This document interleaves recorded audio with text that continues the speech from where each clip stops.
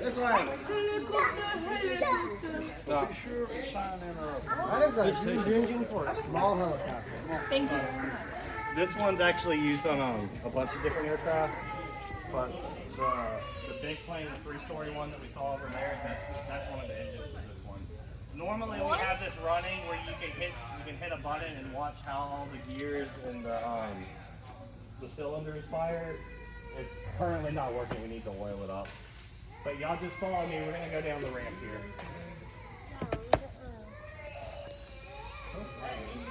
Yeah. Well. So we do restoration in this building. They're working on the B-17. It's usually a lot louder with all their tools and stuff going off.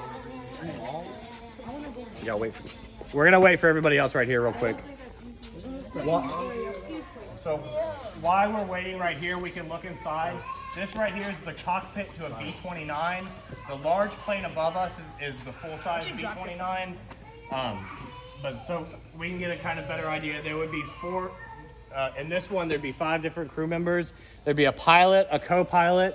There'd be a navigator who would sit at a desk with maps, and he would chart out the course. And then there'd be a guy right in the front called the bombardier. And so he would sit right where this little black box is. That's the bomb site. He'd sit and look through that, and then whenever they got over the target, he'll release the bombs. Yeah. Isn't there a plane from World War II where there would be one guy like on the bottom of the plane that's like this? That's the B-17. When we get down there, I'll show it to y'all.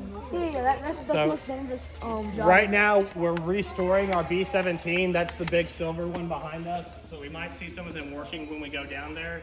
A lot of these planes are in really bad condition when we get them, and we have to restore them to make them so we can display them. I mean, you can find some out in California pretty easily. So the B-17, when we got it, the whole bottom was rusted out because it had sat outside and water had pooled in the bottom. I seen another B-17 in another museum, and it was huge. I went out in California to a naval. I went out to a naval. We can do it. A gunning range for the Navy out in the middle of the desert, and I saw like 3 B-17s out there. So there's also stuff called the boneyard. Being it? When they get old. Yo, what's up? Y'all just come gather around me so everybody can hear.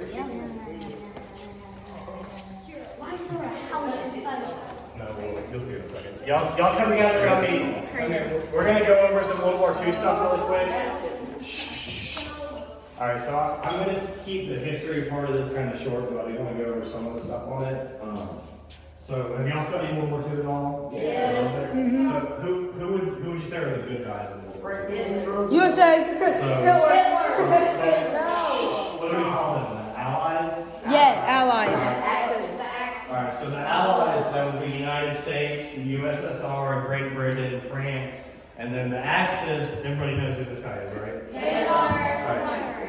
Right. So that was Germany and Japan were the two Axis, the two big Axis countries. There was also Italy, but they were who you would really say we were fighting against.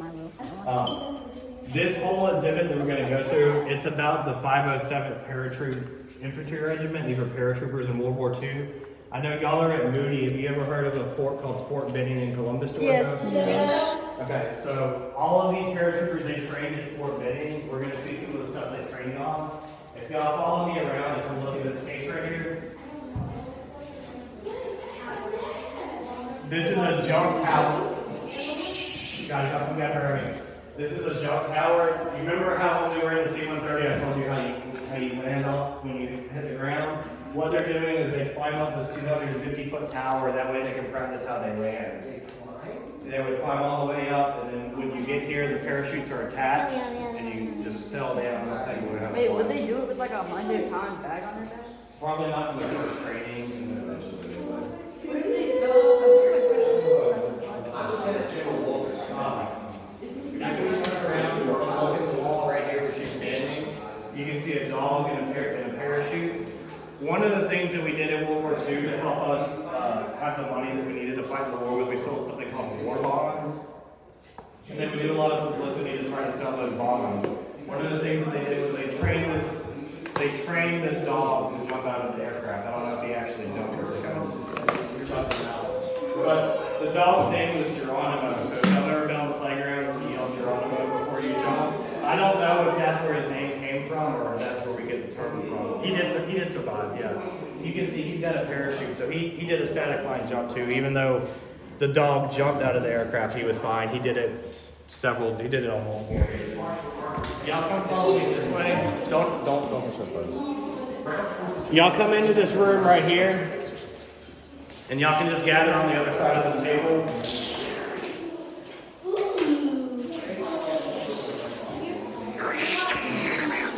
Alright, so this is my face. Alright, y'all come gather around in here. Alright, so I'm going to go over this part really quick so we can see more of the planes instead, but I do want to touch a little bit on the history of World War II. Does anybody know when World War II started? 1939. 1933. 1945. 1934. That's when World War II started. Alright, so a lot of people think that World War II started in 1941 when the Japanese burnt Pearl Harbor. It did not. It actually started on September 1st, 1939, when Germany invaded Poland. So Germany invaded Poland, they took over these Eastern European countries, and then they took over France very quickly. So in just a couple months, Germany had taken over almost all of Europe. They were never able to actually land troops into Great Britain or the United Kingdom. Italy was their ally, so that they kind of controlled Italy also. Do any of y'all know what D-Day was? Yes. What was D-Day? It was when the Allies stormed the beaches of Normandy. So it was when the Allies stormed the beaches of Normandy. Normandy, France is right here on the coastline, right across from Great Britain. So what they did was they dropped the night before D-Day, which was June 6, 1944, they dropped paratroopers behind the line so they could go ahead and start taking the key positions before the guys actually had to storm the beaches. And that was a really tough job, to say the least. So we're going to see some of the paratroopers, what they did.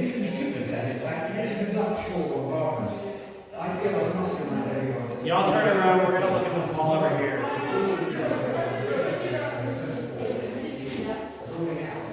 Y'all just gotta stay there. So D-Day was the largest land invasion in world history. It was the largest invasion that humanity's ever done. We used 12,000 different aircraft to help support the D-Day landing. So each one of these planes that you see painted on the wall, that represents 10 different planes that actually took part in the D-Day landings. But like I said, we did drop a lot of paratroopers behind the lines the night before, and that was one of the first times we used paratroopers in a large combat jump. So there was a lot of things that went wrong. People dropped at the wrong locations. People didn't drop with all of their gear. If y'all turn around and follow me, we'll see a cutaway. This one's the planes they jumped out of. As we walk by, look at the wall here and see all of the equipment the paratroopers actually had to carry before they jumped out of the aircraft.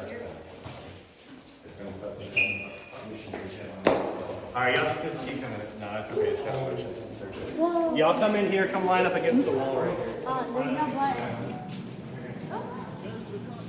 It's not.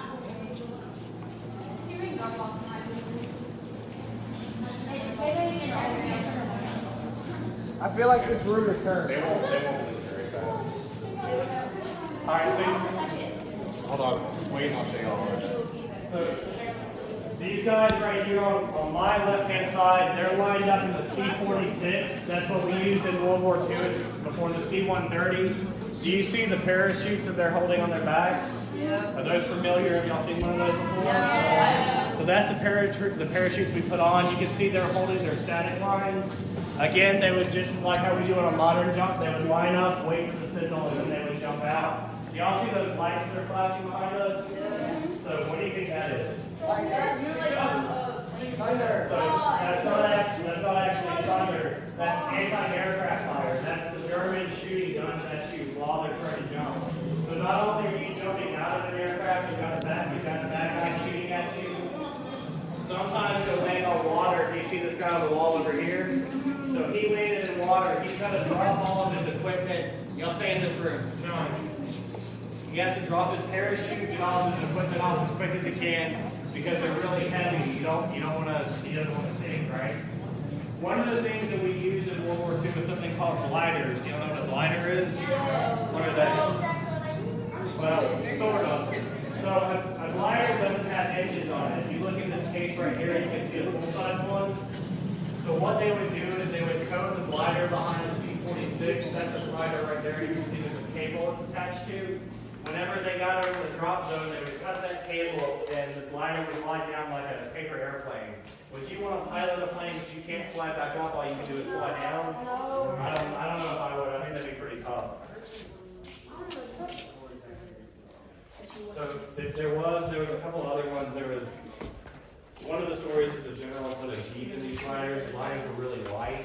It was just to carry extra troops and cargo in like a cheap way. So the story is the general put his Jeep in there and it wasn't designed for it. So as soon as they cut the cable, the gliders completely crashed. What was the advantage of that? Hey, want me to take a picture of you? More. So you could get, it was a lot cheaper and quicker to produce the gliders than it was an actual C-46 or Oh my God, that C-47. picture. Some of them we would come back later and retrieve, but normally you can just drop them and leave them, which is part of it. Why was the light red? Why the light go out? Why was it red? Because you remember when I told you when you stand up, you get a red light, when you get ready to jump, you get a blue light? The red light's just your warning light telling you to stand up, don't go light out. As we go by, you can look in here. This is actually the cockpit of one of the gliders. They found that in a barn outside of Columbus, Georgia, and it got donated to us. But you can see the seats are just little pieces of wood. It's just a metal frame. They were designed to be made as quickly and cheaply as they could. Y'all wait for me. We're going to go into this room over here. Before we go in, I'm going to let y'all just kind of look around for a minute. If you have any questions, please feel free to ask me. Why is there a tank? Was there a tank? Because that one's been shot and they're getting ready to do it. So anyway, this is an artifact room. All of this is real artifacts from World War II. They're really neat. So like I said, I'm just going to let y'all look around. But if you have any questions, please feel free to ask me. Yeah, y'all stay in this room right here. We had to take stuff. So those used to have were these other locations. So we had to take all. Y'all don't leave this room. Just stay in here. But y'all feel free to look around.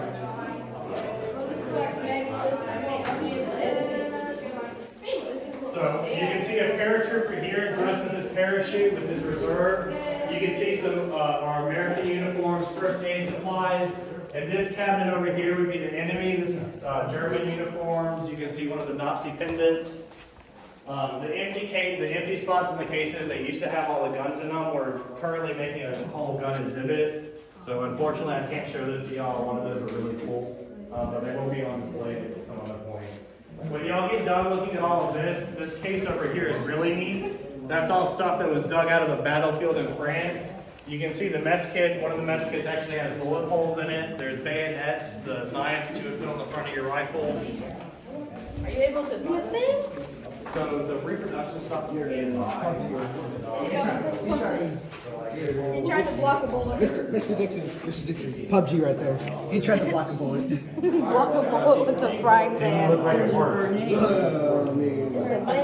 He tried to block the bullet with. So I'll tell you all about the dress in just a second. It's pretty interesting though. Maybe Denver can use that. Here it is. One of the things that we had to do in World War II was called rationing, because we had to send a lot of our supplies to our troops that were fighting overseas. So you could only buy, like say you went to the grocery store, you could only get like 2 pounds of hamburger at a time for like each week. You would have a little stamp book that you would have to turn the stamps in. One of the things that was rationed was silk, because at the time we made all of our parachutes out of silk. So a lot of ladies, they couldn't go and have nice silk wedding dresses because you couldn't just buy the silk. This dress behind me, this was from a paratrooper that dropped in France.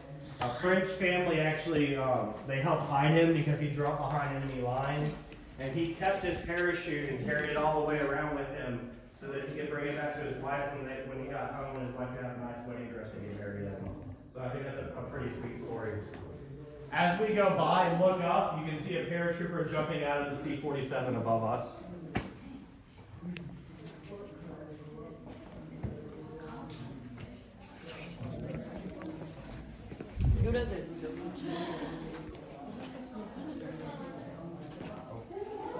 You can see right here, this was when our paratroopers landed on D-Day, there was 10 Germans for every 1 American that landed. And you can kind of just see the scale. Would you want to fight it? Would you want to land somewhere where you're fighting against 10 different people? That depends on what gun I have. If I have a machine gun, then I'm fine with it. If when we come through the church here, look up, you can see where a bomb actually came through the roof.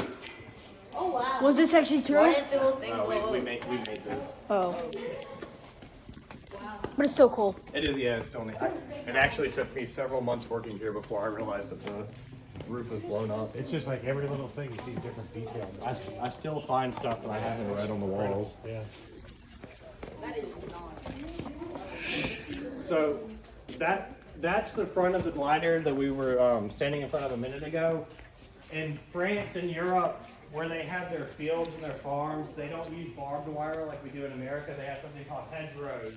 So hedgerows were these big, the planted hedges that would separate the fields. You can see that the glider actually crashmated into one of those hedgerows.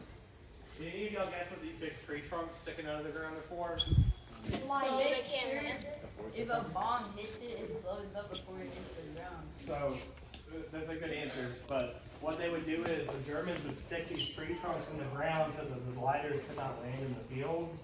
Because if the glider hit the tree trunk, it would tear the plane apart. But they also put mines on the top of them too. Or if the glider hit it, it would blow up. These were called Rommel's asparagus. Rommel was a German general, but they look like asparagus growing out of the ground. No, so it's like any of our other bombs. We've taken all the explosives and stuff out of them. They're all safe. We're not going to watch that video. It's kind of long, and I got cooler stuff to show you all. That's why you don't put things with. We're gonna walk this way. I'm gonna show you. I'm gonna tell y'all about some of the aircraft that we're restoring right now. Some of these have really cool backstories to them, though. Where's that unactive nuke? Oh, there it is. That's yeah. Well, it's actually up there, but we'll see it in a few minutes.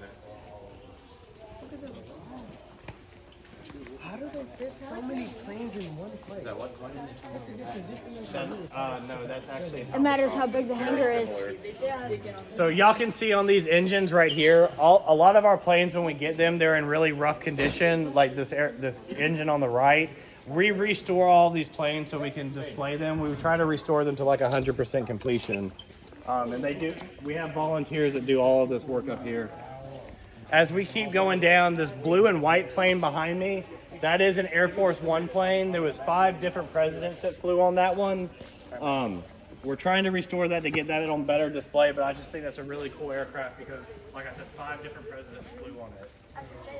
Not at the same time, while they were president. There's only one president each 4 years. Well, no, 4 years, and then if they get elected. Yeah, then they get 8 years. Obama got 8 years. It was like in the... Obama got 8 years because he stayed in office. No, it was the first time. Before we turn around, I want y'all to see this blue and white helicopter behind us. Do y'all know who JFK was? Yes.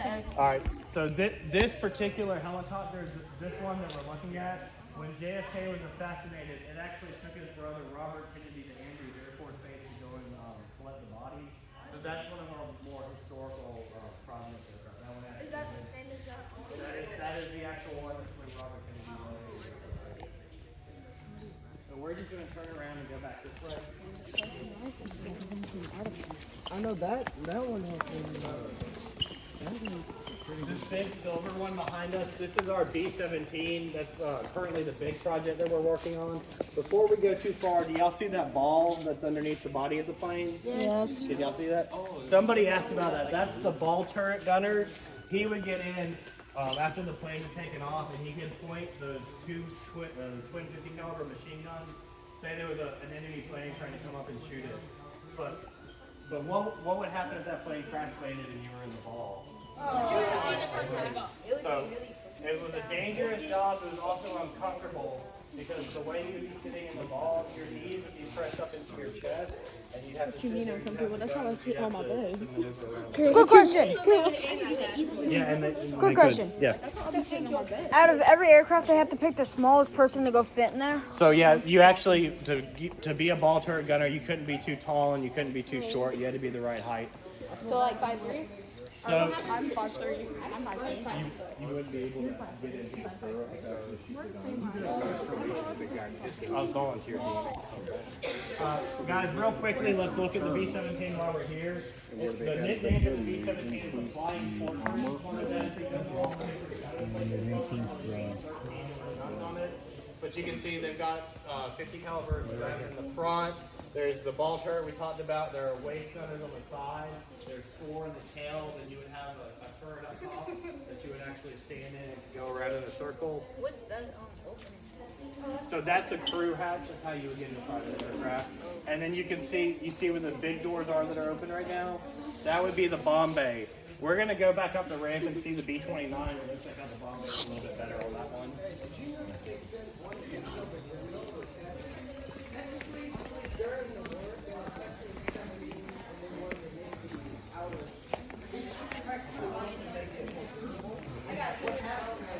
They ended up flying it over Germany, and people said, you know where, you see where those big sailors are?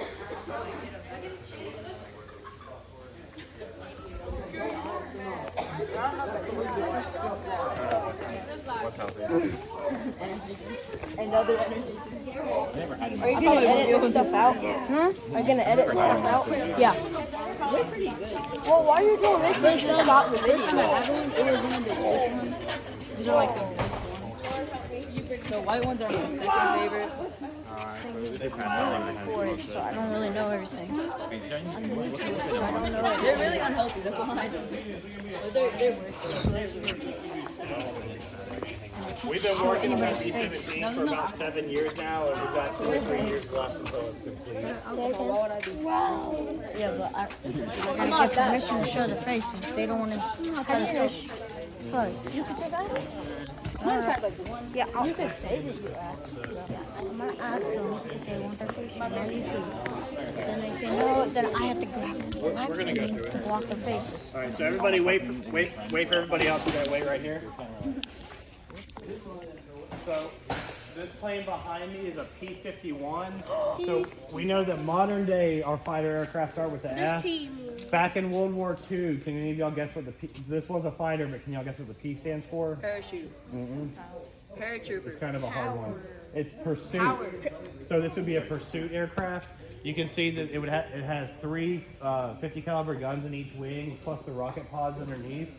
What we would do with the fighters is our bombers, they're really slow, they're really heavy, so the enemy could shoot them down easily. The fighters, they would come and they would protect them, so they would shoot down the enemy fighters that were trying to shoot down our bombers.